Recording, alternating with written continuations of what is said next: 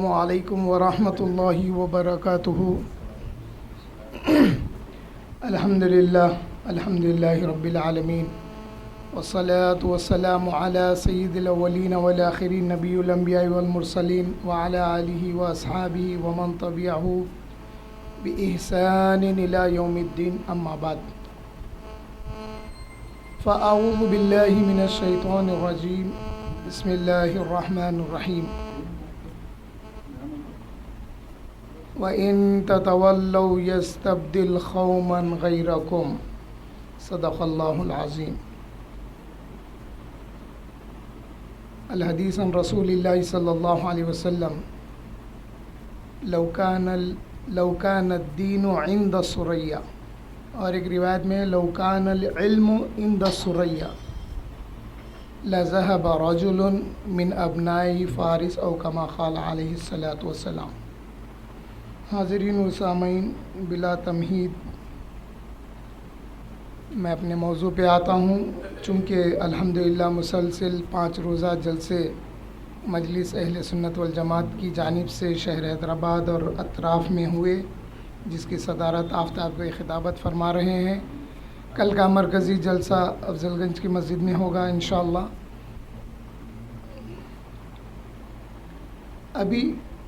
ابھی جس آیت کریمہ کا میں نے شرف تلاوت حاصل کیا ہے، اس میں اللہ جل شانہ فرماتے ہیں وَإِن تَتَوَلَّوْا يَسْتَبْدِلْ قَوْمًا غَيْرَكُمْ۔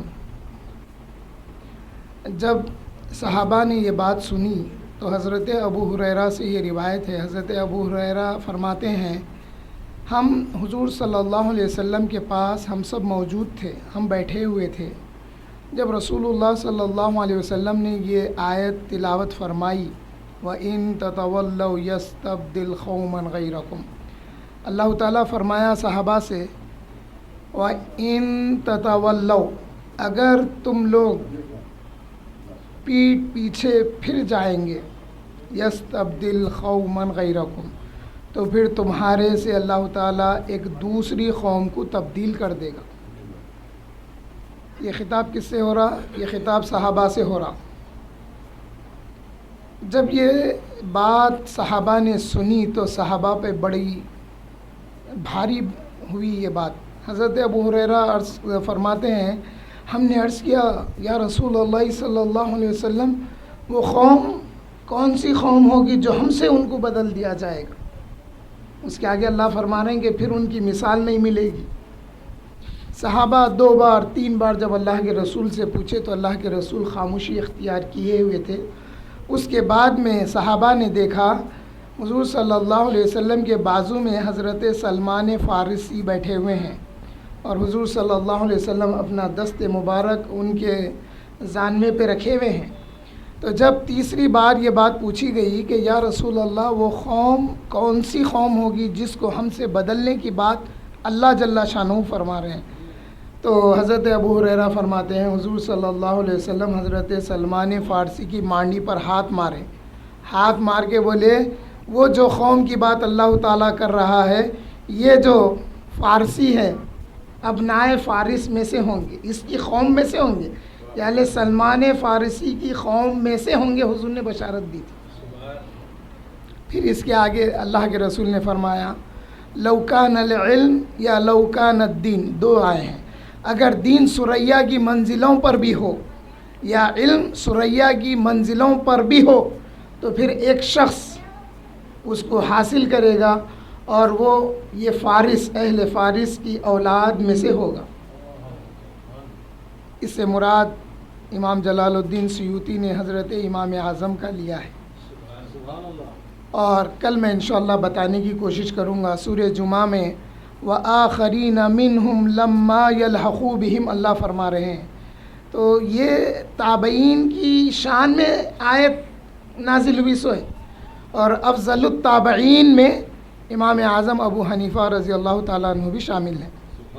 حاضرین محترم، جیسا کہ آپ پچھلے جلسوں میں سن چکے ہیں، امام اعظم ابو حنیفہ رضی اللہ عنہ 80 ہجری میں آپ کی ولادت ہوئی، اور امام مالک کی 91 ہجری میں ہوئی۔ اس طرح سے چاروں امام میں امام اعظم کی قربت حضور صلی اللہ علیہ وسلم سے زیادہ قریب ہے، اور حضور صلی اللہ علیہ وسلم کی احادیث مبارکہ کو جمع کیا امام اعظم نے. آپ کی اپنی ایک مسند ہے، اور پھر فقہ اکبر بھی ایک کتاب ہے آپ کی جو فقہ پر مبنی ہے.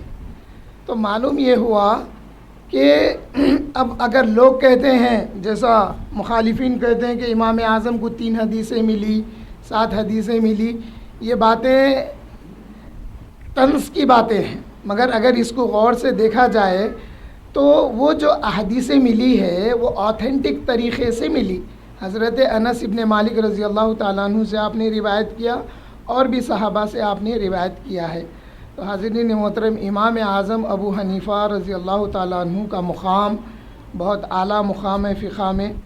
آپ کو اصحاب صحاح ستہ اپنا امام مانتے ہیں، اپنا استاذ مانتے ہیں، اور امام اعظم ابو حنیفہ کی فقہ، جیسا کہ آفتاب خطابت نے بھی اس سے پہلے آپ کو بتایا، ساری دنیا میں جو سب سے زیادہ امام کی پیروی کرنے والے ہیں وہ لوگ حنفی ہیں.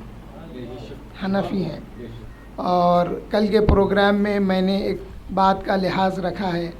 کل جو اسناد دی جانے والی ہیں، جو لوگ کتاب پڑھے ہیں ان کو، تو اس میں راویان حدیث کے ساتھ یہ ڈھونڈا کہ وہ کس مذہب یعنی کس فقہ سے تعلق رکھتے ہیں. تو مجھے ملا کہ بہت سارے حنفی ہیں. حضرت شاہ عبد الرحیم محدث دہلوی تک حنفی ہیں. اس کے بعد عرب میں جب وہ سند گئی تو وہ شافعی ہو گئے، اور ان میں کئی ولی ہیں، کئی متصوف ہیں، یعنی صوفی ہیں، کئی لکھا ہوا ہے ناموں کے ساتھ صوفی بول کے. مجھے بڑی خوشی ہوئی. اور ان میں ایک نام ایسا بھی ہے، انشاءاللہ کل میں بتاؤں گا، کہ انہوں نے عالم رؤیا میں حضور کو پوری قرآن سنا ہے. تو یہ جو نام ہوتے ہیں، یہ جو علماء کے، اولیاء اللہ کے، صحابہ کے، تابعین، طبع تابعین کے جو نام ہوتے ہیں، وہ نام سے بھی ہمارے کو مدد آتی. یہ میرا اپنا تجربہ ہے. میں اپنی بات کر کے بات کو ختم کر لیتا ہوں. جب میں مکہ مکرمہ میں سپروائزر تھا، الیکٹریکل سپروائزر، تو میرے سب آرڈینیٹ تقریباً 20-25 تھے مکے میں. تو ایک جاب آرڈر نکلتا تھا روٹین کا، ویکلی، منتھلی، پھر ہاف ایئرلی، اینیول، کوارٹرلی وغیرہ وغیرہ. تو ایک سیٹلائٹ روم تھا جس میں تقریباً 150-200 سیٹلائٹ کے ریسیور تھے. تو ایک مصری کی ڈیوٹی تھی رات کی. تو انہیں کیا کرتا تھا، وہاں سے کارڈ نکالتا تھا، دن میں ویلے میں وہ کارڈ لگا کے پروگرامز دیکھتا تھا. ایک دن کیا ہوا، ہم گئے، جا کے انٹری ہوئی ہمارے نام کی، ہم چابی لیے، چابی لے کے جو بھی مینٹیننس تھا مینٹیننس ہو گیا. اس کے بعد میں چابی واپس کرا دیے. اتفاق سے اس دن انسپیکشن ہو گیا، چیکنگ ہو گئی، کارڈ نہیں ہے، رائل پیلس کا کارڈ، اور وہ ہمارے نام کی انٹری ہے. جب 3 بجے میمو آیا تو پریشان ہو گیا میں، بولا کیا کیا جائے. حرم کو جانے کی بھی ہمت نہیں ہو رہی دعا کرنے. رات کا وقت آیا، نماز پڑھا، عشاء کی نماز پڑھ کے 2 رکعت نماز پڑھ کے میرے پاس جو راویان حدیث کے اسماء مبارکہ تھے ان کے پورے نامہ پڑھا. میں نامہ پڑھ کے اللہ سے دعا کرا، اے اللہ اس مصیبت بھری گھڑی سے ان کے طفیل میں ان کے نام سے میرے کو نجات عطا کر. جب صبح 7 بجے ہم ڈیوٹی پہنچے تو 8 بجے 9 بجے وہ ایجپشن گیٹ پہ آیا، رائل پیلس کی گیٹ پہ آ کے بولا، وہاں پہ جیسا ڈیوٹی ٹائم میں انٹری دیتے تھے، ڈیوٹی ٹائم کے علاوہ یہ یہاں کا ورکریبل کی انٹری نہیں ملتی تھی. اس کی ڈیوٹی تھی رات کی، تو دن میں اس کو روک دیا گیا گیٹ پہ. بولے تیری ڈیوٹی رات میں اب کیوں آیا؟ تو انہیں جو ہے ہماری کمپنی کا جو واچ مین تھا اس سے بات کر کے، انجینئر سے بات کر کے بولا میں وہ کارڈ کہاں رکھا بتانے آیا ہوں. بولا انجینئر بھی ڈھونڈا، اور وہ انچارج تھے سیٹلائٹ روم کے، مجیب نام تھا، قاضی پورے میں رہتے تھے. دونوں مل کے کتنے کی گھنٹے ڈھونڈ لیے. ہر ریسیور اٹھا کے، ریک اٹھا کے، وہ چھوٹا سا کمرہ تھا 10x10 کا، دیکھ لیے کرے. بعد میں انجینئر 3 بجے بلا کے میرے کو بولا باخر ایسا ہے، دیکھو اگر کچھ ہو گیا تو پھر کل جواب دے رہا پیشی ہوتی. عزت کو مرتے تھے ہم لوگ وہاں پہ، کیونکہ اگر ذرا بھی کچھ غلط کام ہوا تو پورے حیدرآبادیوں میں بدنامی ہوتی تھی. جمعہ میں جمعہ کی نماز میں حرم میں لوگ ایک دوسرے مل کے ارے ان کے ساتھ ایسا ہوا سناتے تھے. تو وہ شخص آیا, انجینئر بولا بھیجو بولا, تو گیٹ پہ سے ایک دوسرا واچ مین اس کو ساتھ لے کے آیا, دروازہ کھول کے یوں ریسیور اٹھا کے کارڈ نکال کے انجینئر کے ہاتھ کو دیا. تو انجینئر وہ مجھے پریشان ہے, وہ لوگ پریشان ہے کہ ہم کل 6-8 گھنٹے ہم ڈھونڈے, کارڈ نہیں ملا, یہ آیا کہاں سے.